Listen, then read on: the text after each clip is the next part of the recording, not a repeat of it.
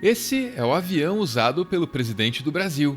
Tem cama, tem uma sala de reuniões, tem uma pia dourada. E em junho de 2019 também tinha 39 quilos de cocaína. Quem pagou o pato foi um sargento que mais recentemente foi condenado a 6 anos de prisão. Esse assunto chegou à Câmara de Vereadores do Rio de Janeiro. Foi o vereador Raimon, do PT, quem lançou um questionamento válido. Será que o sargento agiu sozinho? Carlos Bolsonaro escalou a discussão e já envolveu no meio Tarcísio Mota, do PSOL. Respeito ao cacete, eu respeito quem eu quiser. Respeito quem eu quiser. E você também tá... Você tem que ir pra Venezuela fazer um regime porque tá muito gordinho, tá bom? Tá bom?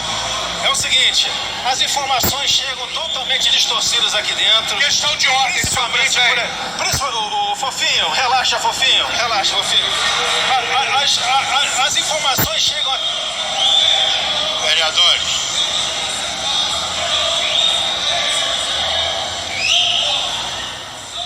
E essa confusão é apenas uma das várias em que o vereador Carlos Bolsonaro se meteu na Câmara de Vereadores do Rio. Aqui ele parte para cima de Renato Cinco, do PSOL, que fazia um discurso crítico a Jair Bolsonaro, isso muito antes dele ser presidente, em 2014. É tipo o vereador Carlos Bolsonaro agora, agindo igual um valentão de colégio, andando na minha direção para tentar me intimidar. O senhor vai fazer o quê? Veio até aqui para quê? Veio até o quê para quê? Veio admirar a minha beleza? O Emociona é contra a homossexualidade? Veio admirar a minha beleza por quê, então? Então Freud está com razão.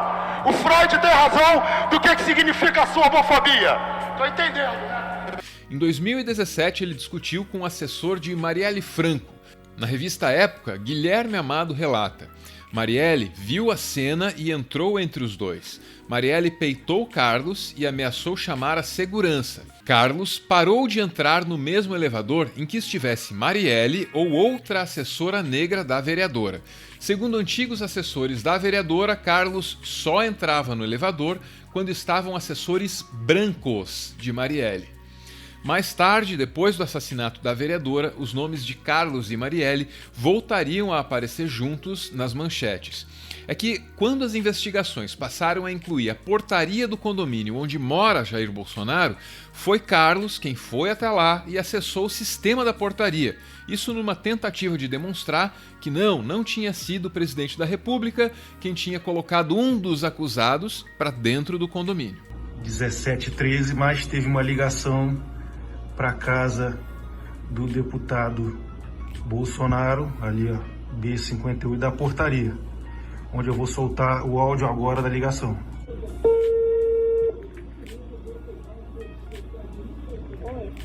Boa tarde, mercado Porto Food. Pouco depois disso, Carlos Bolsonaro sumiu das redes sociais que tanto usa por pelo menos um mês. Nesse período, além da investigação da morte de Marielle Franco, tinha um outro assunto que não saía do noticiário: a CPI das fake news, em que o nome dele era citado. Num dos depoimentos, surgiu a informação de que, nesse período, Carlos também teria ficado afastado da liderança do Gabinete do Ódio, a máquina de moer reputações mantida com dinheiro público. O alvo é escolhido. Combina-se o ataque. E há, inclusive, um calendário de quem ataca quando. E aí, quando esse alvo está escolhido, entram as pessoas de verdade e entram os robôs. O Carlos também teve muita atividade, mas agora ele está um pouco mais, com freio de mão puxado. Hoje a gente vai conhecer melhor a caótica e nem sempre compreensível personalidade de Carlos Bolsonaro.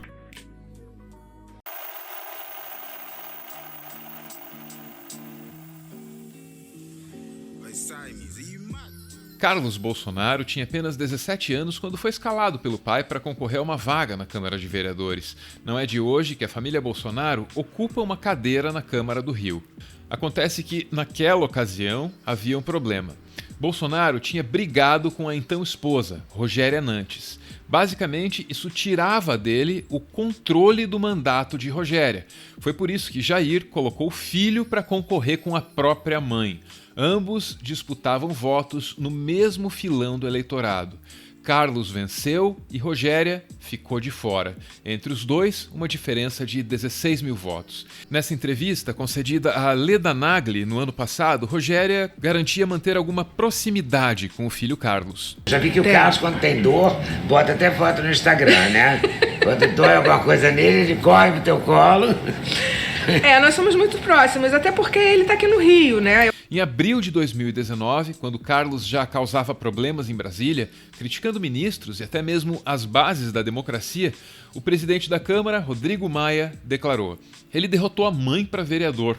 Isso deve ser normal na cabeça de um ser humano? Derrotar uma mãe com 17 anos deve ter gerado muito problema na cabeça do Carlos. A informação que eu tenho, apenas de ouvir falar, é que eles ficaram 7 anos sem se falar. Ele e o pai. Qualquer problema que Carlos tenha tido com o pai parecia já ter sido superado no dia da posse de Jair Bolsonaro, porque Carlos era o único filho que o acompanhava no carro.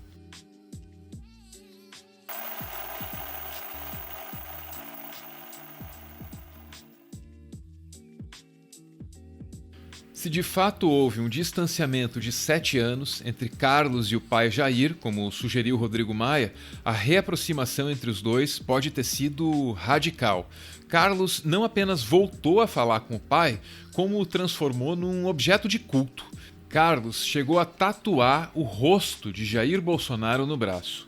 Em uma postagem de 2016, ele mencionou isso no Facebook, onde ele também publicou esse vídeo, que é uma outra demonstração de culto ao mito.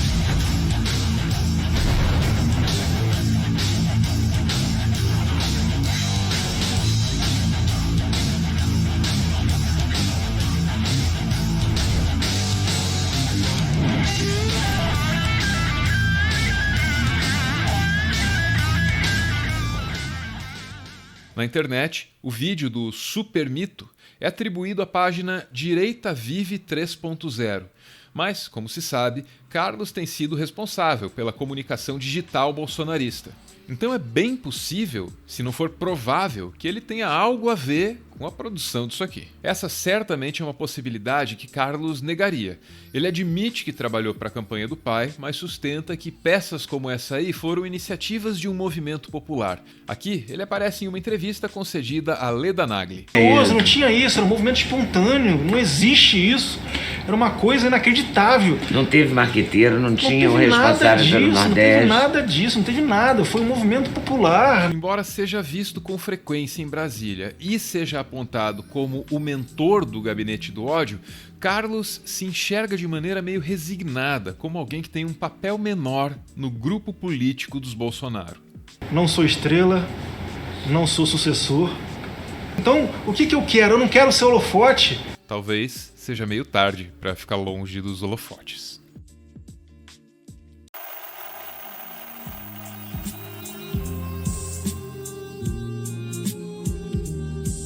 Em abril de 2020, a Polícia Federal já tinha concluído que Carlos Bolsonaro era o articulador de uma vasta rede responsável por espalhar desinformação.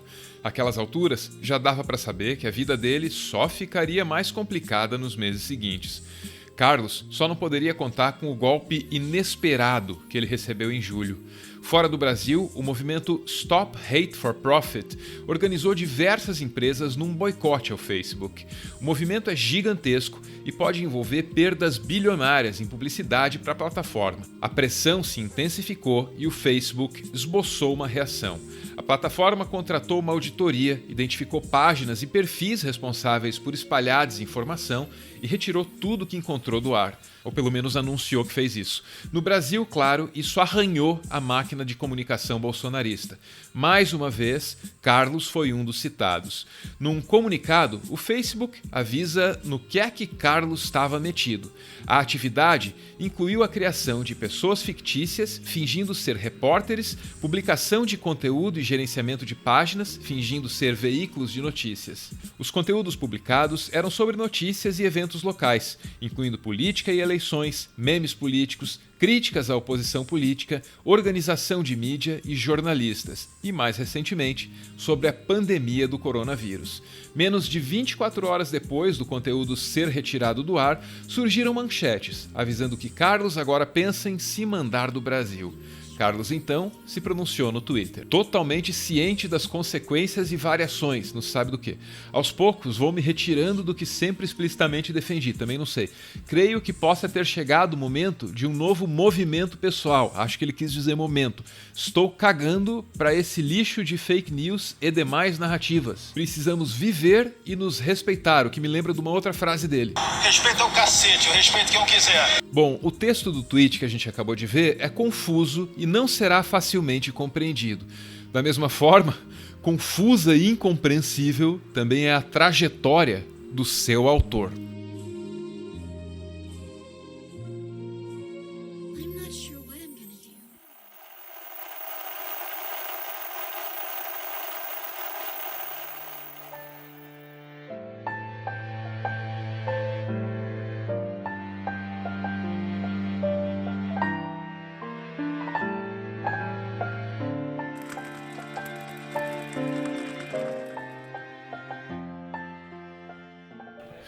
Muito obrigado por ver esse vídeo até o final. O Meteoro é mantido graças a uma campanha de financiamento coletivo. Quem participa aparece aqui no finalzinho para receber o nosso agradecimento. Hoje a gente vê aí o Dingo, que não precisa ter medo de pitbull miliciano por duas razões. Primeiro que ele não é nem um cachorro nem um lobo, mas é capaz de dar um pau nos dois. Esse bicho aí é muito forte. Segundo que ele tá lá no meio de um deserto na Austrália. A milícia não vai conseguir achar ele. Ficou misterioso esse final, né? Parece um tweet do Carluxo.